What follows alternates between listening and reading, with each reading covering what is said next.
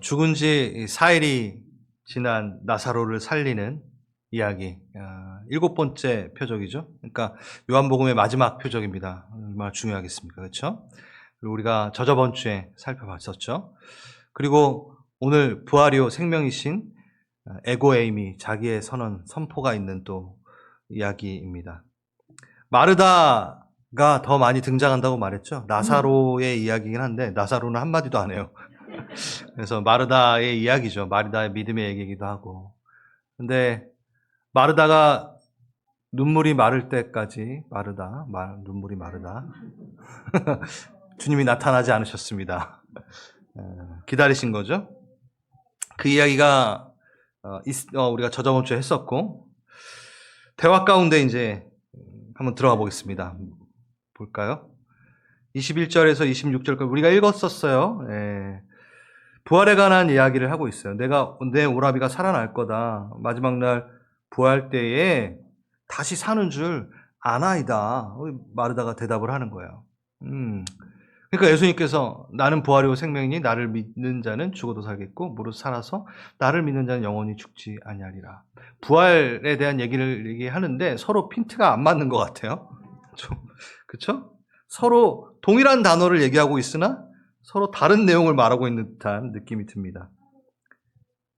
이것뿐만 아닙니다. 뒷구절에는 우리 예수님께서 이제 나사로야 나오라라고 하시기 전에 뭐라 그러죠? 돌을 굴리라고 했는데 마르다가 막아서요. 지금 죽은 지 사흘이나 돼서 냄새가 나나이다. 사망의 냄새가 납니다. 그러니까 부활을 믿는다고 했는데 막고 있고 막. 그러니까 지금 마르다는 부활에 대해서 잘 인지를 못하는 것이고 구약적 부활에 대한 이해죠. 예수님은 또 그 부활에 대해서 다시 얘기하고 계시고. 그러니까 아무튼 핀트가 안 맞아요 지금. 오늘 부활에 대해서 얘기할 겁니다. 지난주 부활절이었잖아요. 원래 그날 하려고 했는데 이 내용이 너무 조금 방대하기 때문에 부활절날 못했어요. 근데 전 참 감사한 게 제가 이 멘트를 많이 한 것 같아요. 하나님께서 우리 교회가 이렇게 말씀을 진행하는 그 사이에 그 절기에 맞춰서 딱 그 말씀을 하게끔 하는 때가 너무 많았어요. 막 성령 감림 주일에는 성령님에 대해서 특히 이러한 일들 뭐 진짜 어떤 절기 때마다 정확하게 그 타이밍에 이 말씀을 하게끔 하시는 전 준비하면서 너무 놀라운데 같이 놀라 좀 합시다.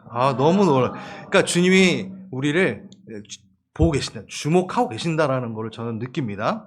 아무튼 오늘 부활에 대한 얘기를 하려고 할 건데 이 부활의 얘기를 이 1시간도 안 되는 설교 시간에 다 얘기를 할 수가 없어요. 너무나 광범위한 얘기이기도 합니다.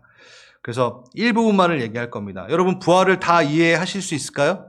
아무리 우리가 많은 시간을 낸다 하더라도 그러지 못해요. 천국의 이야기, 삼위일체에 대한 얘기, 아무리 우리가 잘 얘기를 해도 이해가 다 되지 않을 수 있습니다. 그 부분은 하나님께서 하늘의 영역으로 남겨두신 부분이죠. 부활도 여전히 그렇습니다.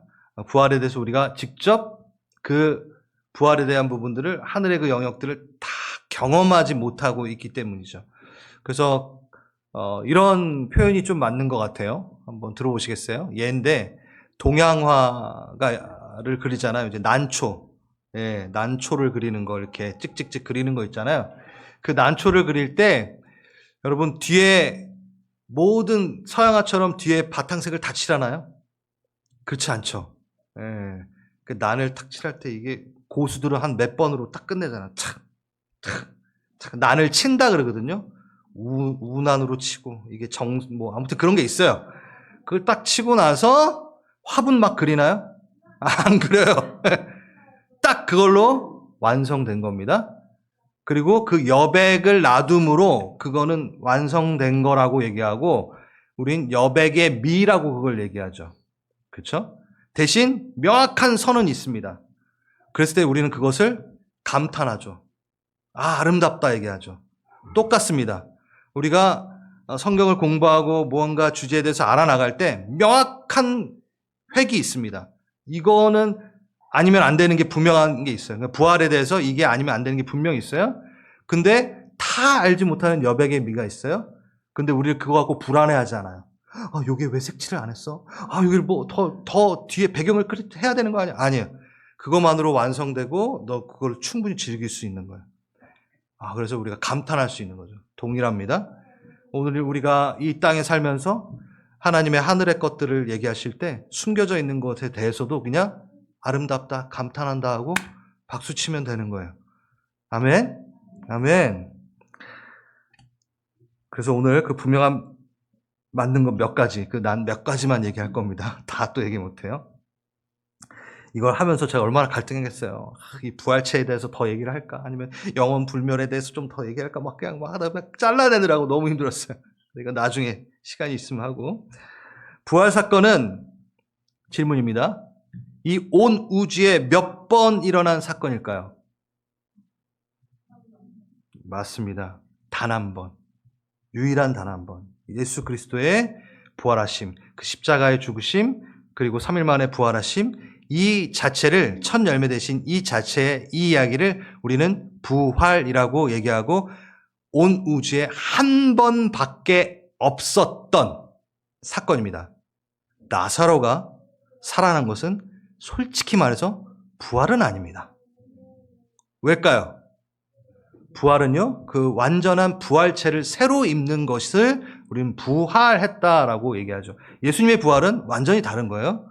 부활체를 입은 거죠. 옛날 그 몸이 아니라 막 벽 통과하시고 막 이런 몸. 근데 나사로는 뭐죠? 그냥 다시 소생했다라고 우리가 얘기할 수 있겠죠. 그 전에 있었던 몸으로 다시 돌아간 거예요. 그러니까 부활체가 아닙니다. 그래서 우리는 명백히 말하면 나사로는 부활한 게 아니라 소생했다라고 얘기할 수 있겠죠. 근데 이 소생이란 단어도 완전한 단어는 아니죠. 우리가 만물이 소생하는 계절 막 하면은 이제 숨었던 그 푸르른 잎들이 이렇게 팍 나오고 나무가 겨울에 죽었던 것 같으나 새 잎을 돋아내고, 근데 그게 정말 죽었던 건가요? 아니죠. 죽은 것처럼 보였으나 소생한 거죠. 그렇기 때문에 그 소생이란 단어도 이 나사로의 케이스에선 또 안 맞는 거예요. 왜? 정말 죽었으니까. 그래서 이 상태는 어떠한 신학적으로 뭔가 없어요.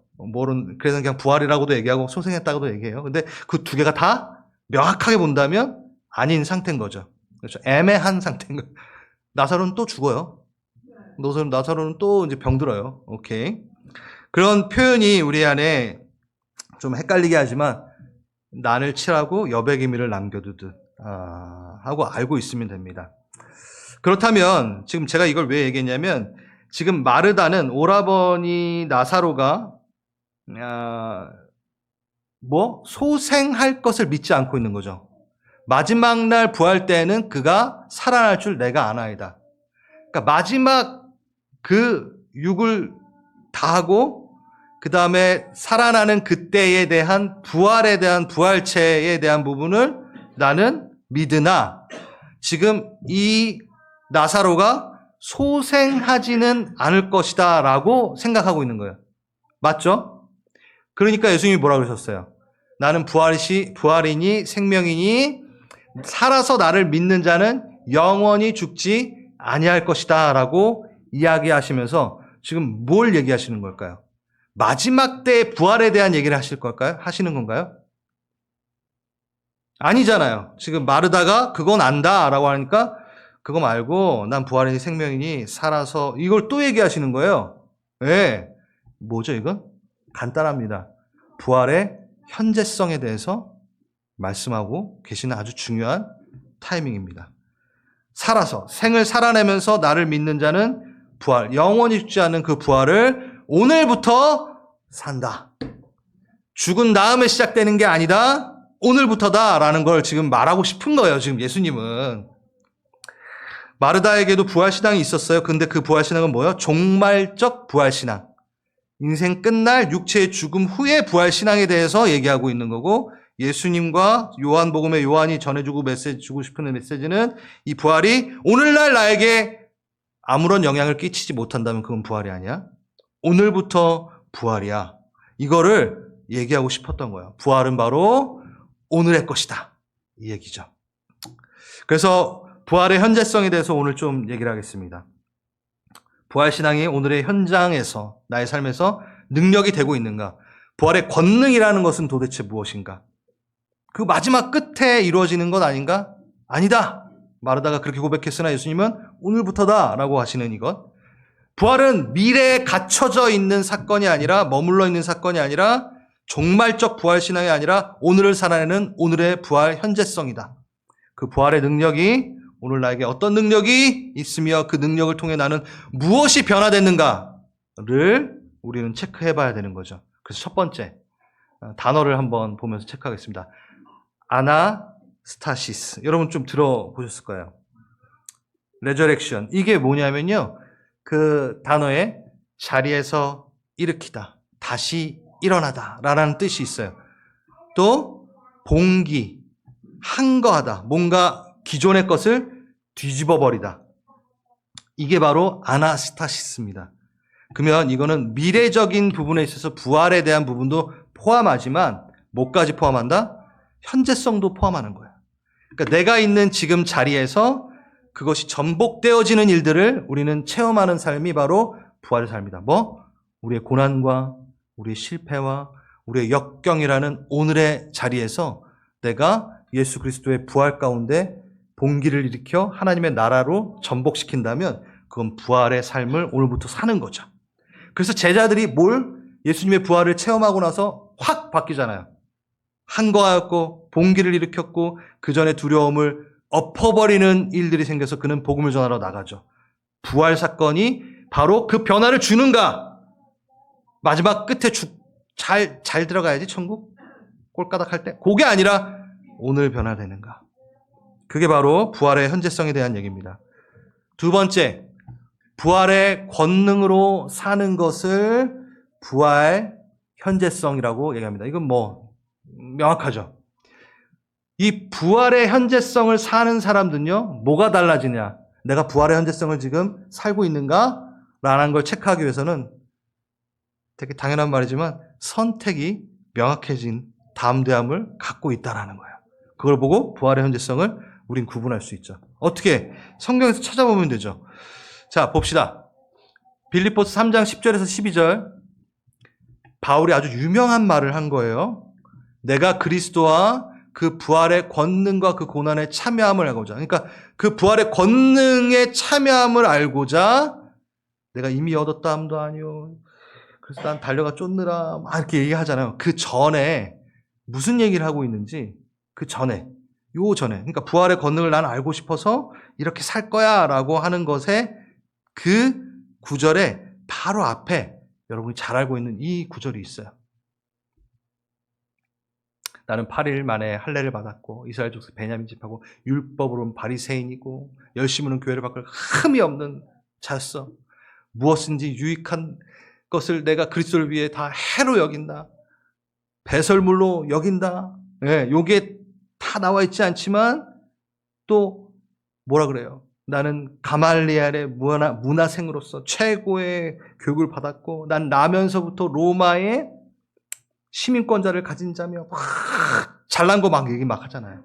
막 얘기하다가 이걸 뭘로 여긴다? 다 배설물로 여긴다. 얘기하고 나서 바로 부활의 권능을 알고자. 그러니까 부활의 권능은요. 우리는 권능하면 부활의 권능하면 이렇게 권능이란 단어에 이렇게 속는데 성경에서 말하는 부활의 권능은 뭐냐면 선택이 달라진다라는 거예요. 저 사람이 부활의 권능을 갖고 살고 있어? 세상이 원하는, 세상이 달리고 있는 그것에 대해서 쉬이 배설물로 여길 정도로 그 부활에 대한 그 즐거움에, 그 권능에 담대함이 생긴다는 거예요. 그래서 부활의 현재성은 선택을 보면 알 수 있다는 겁니다. 여러분 부활을 현재로 살고 계십니까? 여러분의 선택을 보십시오. 부활의 권능을 살고 있는 것은 담대함입니다. 그걸 부활의 권능이라고 얘기하는 거죠.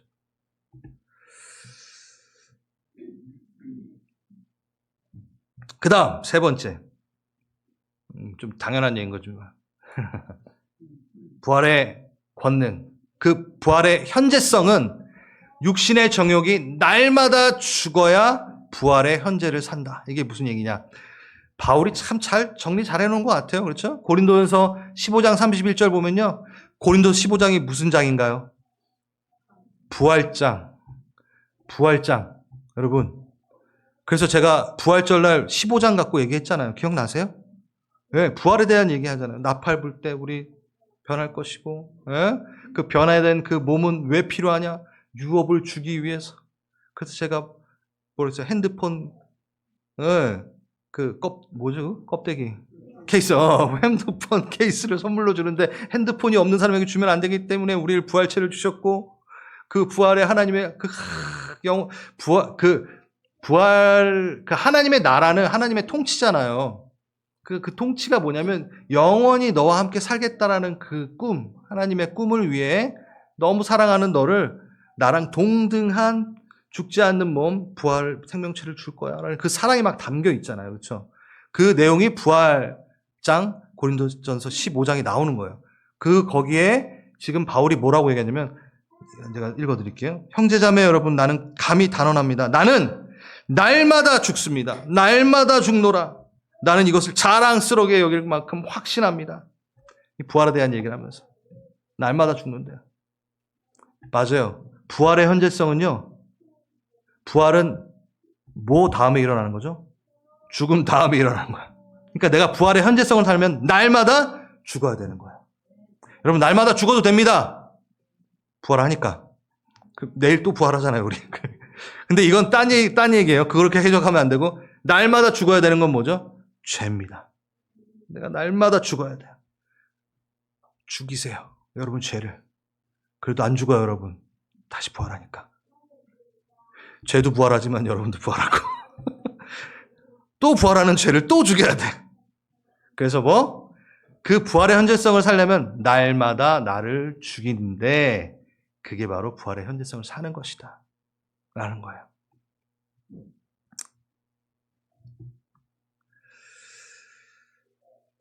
이렇게 세 가지를 기억하시고 한번 이번 한 주 동안 나는 부활의 현재성을 지금 살고 있는가? 그 먼 뒤에 그 얘기만 갖고 있는 건 아닌가? 난 오늘의 부활을 살고 있는가? 점검해 보시고 셀 모임 할 때 한번 나눠보셨으면 좋겠습니다. 자, 그 다음 구절. 네, 33절. 예수께서 그가 우는 것과 함께 온 유대인들, 그 조문 온 그들이 우는 것을 보시고 심령의 비통히 여기시며 불쌍히 여기사 눈물을 흘리십니다.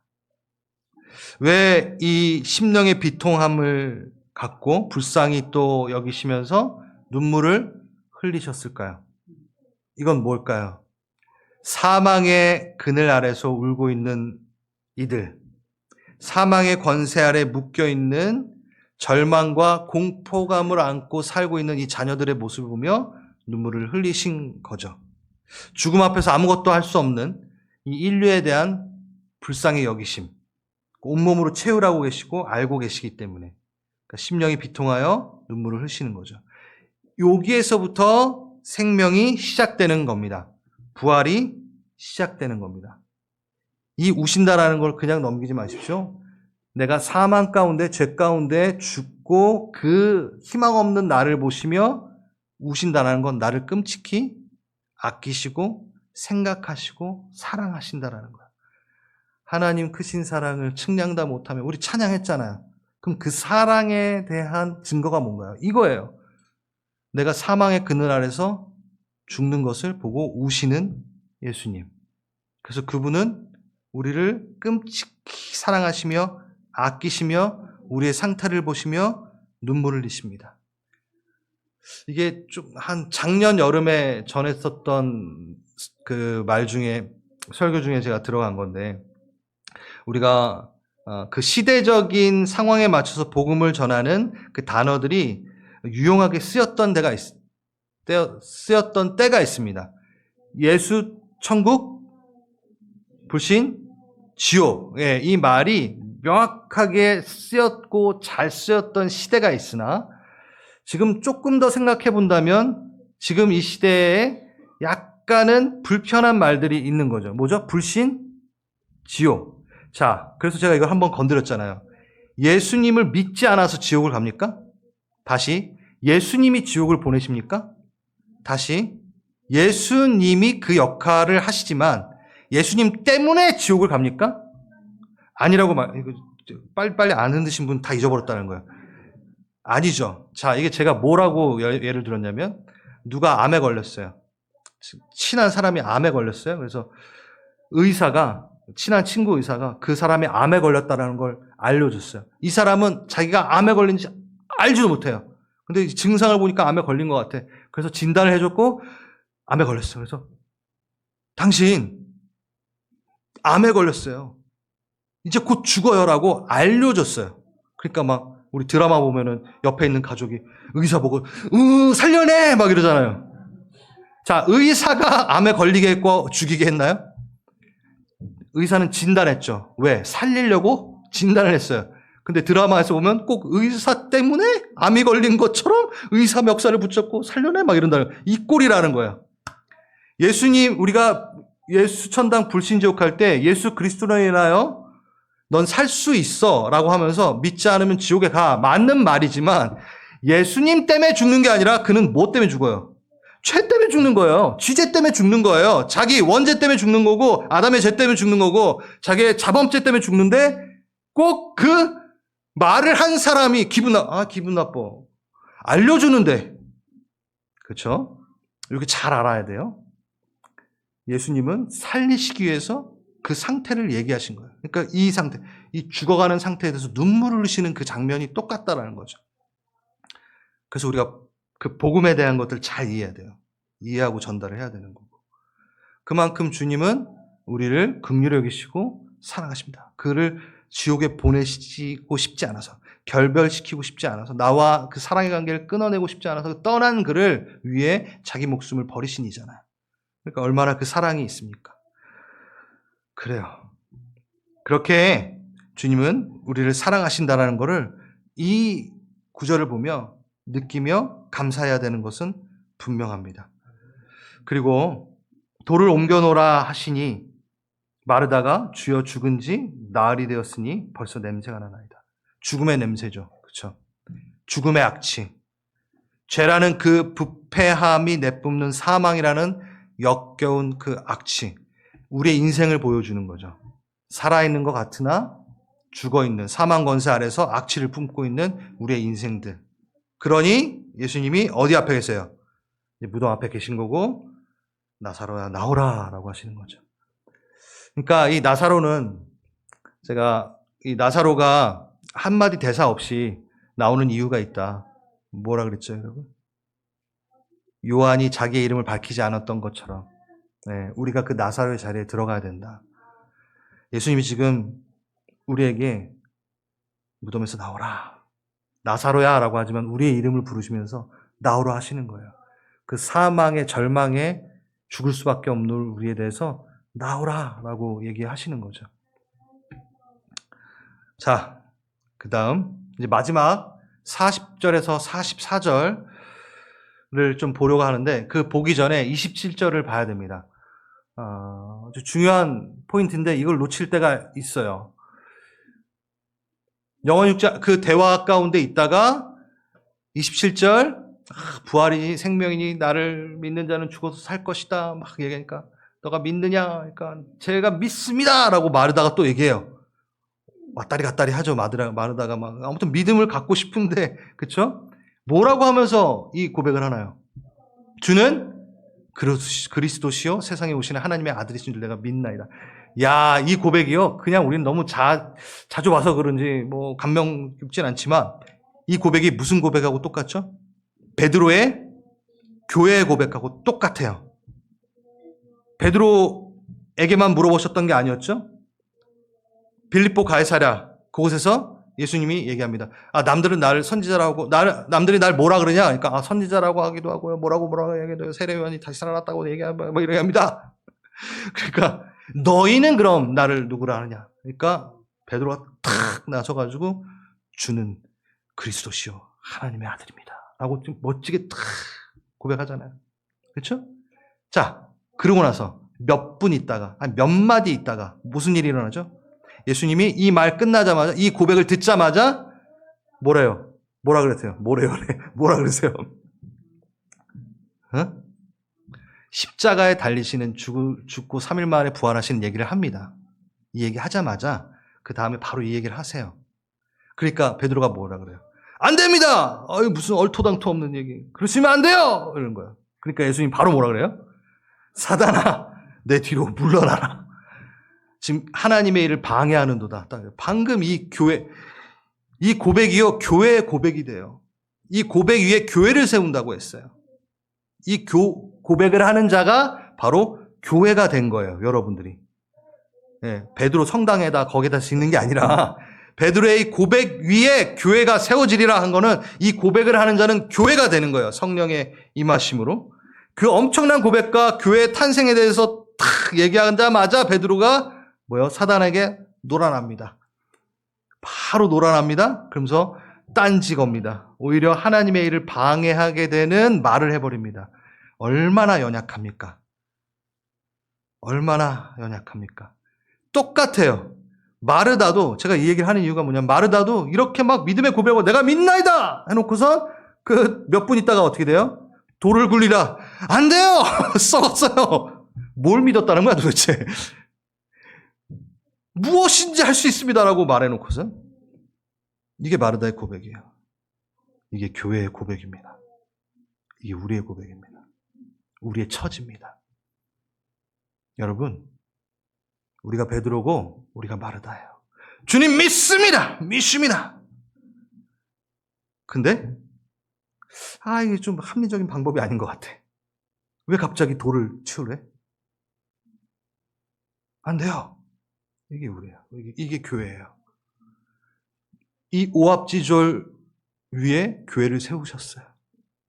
우리 위에, 이 고백 위에, 이 하찮은 고백 위에, 금방 무너지는 이 고백 위에 교회를 세우셨습니다. 왜? 왜냐하면 교회는 우리의 고백에 달려있지 않습니다. 하나님께 달려있습니다. 잘 들으세요. 이 교회는 그 고백의 행위에 달려있지 않고 고백의 내용이신 예수 그리스도께 달려있어요. 그가 끌고 가세요. 우리는 그 고백해놓고 바로 그러시면 안 돼요. 돌을 왜 치워요? 이거 합리적인 방법이 아닌 것 같아요. 좀 세상이 하는 방법대로 따라가야죠. 갑자기 돌을 치우시라니. 잘 해놨는데 지금 염도 해놓고 그게 교회의 수준인데 주님이 끌고 가십니다. 왜? 교회는 우리에게 달려있지 않고 그 고백의 내용이신 예수 그리스도께 달려있고 그의 능력에 달려있기 때문입니다. 아멘. 그거를 얘기하고 있는 거예요. 그걸 얘기하고 있습니다. 마르다의 이야기는 그 얘기를 하는 거예요. 이 오합지졸을 데리시고 교회를 세우시고 지금 20년 동안 끌고 가시는 겁니다. 창립기념 20일. 20일이래. 20년. 아까는 50년이라고 그러고 이번에 20일이라고 그러고. 이 20주년은 우리가 한 게 아닙니다. 그렇죠? 교회는 그가 끌고 가시는 거죠. 교회는 그러한 겁니다. 그래서 이제 교회는 해야 될 게 있어요. 그래도. 있어요. 뭘 해야 되죠? 묵묵히 그가 명하신 바를 수행하면 됩니다. 돌을 옮기면 됩니다. 돌을 옮겨요. 돌을 옮겨 놓으니 우리 예수님께서 기도하시고 큰 소리로 나사로야 나오라 부르시니 또 풀어놓아 다니게 하라 라고 아주 유명한 장면이죠. 나사로야 나오라 하시기 전에 돌을 옮기라 하십니다. 돌을 좀 직접 옮겨주시면 얼마나 깔끔해. 얼마나 멋있어. 예수님도 본인이 혼자 다 하시면 얼마나 멋있어요. 나사로야 나오라 하기 전에 돌을 하면 돌이 나사로야 나오라 나왔어요. 사람들 보고 또 풀라 그래. 아니야. 그러니까 한번 하니까 얼마나 위대하고 멋있어 보여. 그런데요, 예수님은요, 그 요소에, 그 부활의 역사에 우리를 참여시킵니다. 우리의 역할을 남겨놓으십니다. 교회가 그 멍텅구리 같은 교회가 돌 옮기지 마 막 이랬던 교회를 사용하십니다. 돌을 옮겨라. 그리고 풀어놓아 다니게 하라. 그 역사 가운데 우리를 참여시킵니다. 너무 멋있는 장면이죠. 우리는요, 적극적인 그 기대와 반응과 그 사모함으로 우리가 있게 하신 그 자리에서 현장에서 버텨내며 하나님의 말씀을 따라 돌을 옮겨야 되는 수고를 해야 됩니다. 누가 옮겨주겠지. 목사님이나 옮기세요. 이러시면 안 돼요. 저 힘들어요. 여러분, 마르다가요, 이 돌을 혼자 옮길 수 있었나요? 못 옮겨요. 장정들이 함께 옮겼어야 돼요. 그렇죠? 함께 해야 됩니다. 회피하면 안 됩니다. 이건 뭘 얘기하냐면 우리가 기대하고 기도하고 머물고 우리가 어렵지만 해야 되는 그 역할도 분명히 주님이 남겨놓으신다는 거예요. 그 일을 통하여 그분은 부활의 역사를 우리에게 선물로 보여주시는 일들이 일어나는 거죠. 그 돌들이 뭘까요? 여러 가지가 있습니다. 고민해 보십시오. 불신일 수 있어요. 믿을 만한 정도만 믿는 그런, 아니면 세상에 갇혀 성전 뜰만 밟고 왔다 갔다 하는 예배의 깊숙함으로 들어가지 않는 막힌 돌은 나에게 없는가? 주님이 오라 오라 하시며 깊게 들어오라 하시는데 나를 막고 있는 돌은 무엇인가? 아니면 아직도 그 슬픔과 두려움에 젖어 그 부활을 누리지 못한 채 짓눌리고 있는 나의 정죄감의 돌은 또 무엇이 있는가? 네. 하나님의 음성을 듣지 못하게 방해하는 돌은 어디 있는가? 아니면 여전히 자기 연민에 빠져 우울함으로 눌려있는, 짓눌려있는 돌은 내게 있는가? 돌을 치워내는 거, 그건 내게 맡기신 부분이 분명히 있구나. 돌을 치우고 났을 땐 분명한 하나님의 역사가 있다라는 기대를 갖고 치우는 열심은 우리에게 필요하다라는 거예요. 이 부분에 대해서는 제가 다음에 또 할 겁니다. 아주 좀 더 명확한 이야기를 제가 드릴 텐데, 여러분이 여러분의 숨을 턱턱 막히게 하고 있는 돌을 열심으로, 기도로, 꾸준함으로 치워내십시오. 기도의 자리에서 치워내십시오. 예배 자리에서 치워내십시오. 그러면 예수님이 듣도 보지 못한 방법으로 나서라 나오라. 처음 보는 장면, 처음 있는 그 역사처럼 우리에게 일하실 겁니다. 아멘. 그리고 그것을 부활의 현재성을 사는 것이라고 우리는 얘기할 수 있죠.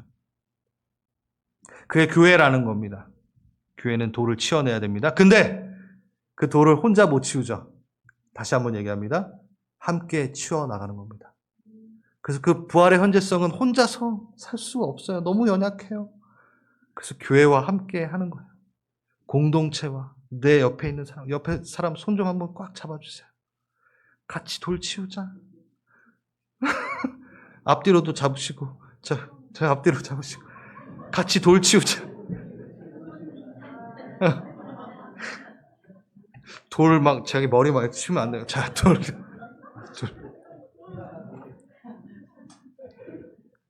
여러분 서로 잘 치워주세요. 서로 내가 나사로일 때가 있고요.